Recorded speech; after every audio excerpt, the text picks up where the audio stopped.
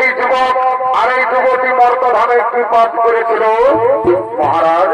এই যুবক নিজের মা বাবাকে চিনতে পারেনি মহারাজ, নিজের মা বাবাকে খেতে দেয়নি, নিজের মা বাবাকে ঘর থেকে তাড়িয়ে দিয়েছিল, আর নিজে গলায় দড়ি দিয়ে আত্মহত্যা করে মহাপাপ করেছিল।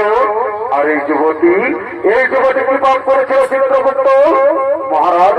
এই যুবতী নিজের স্বামী সন্তানকে ছেড়ে পর পুরুষের সঙ্গে করেছিল প্রেম আলিঙ্গন মহারাজ।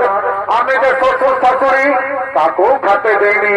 তাই বলুন মহারাজ, এরা দুজনকে কি শাস্তি দেওয়া হবে? ওরে দুর্বল, এই যুবককে জ্বলন্ত আগুনে আর এই যুবতীকে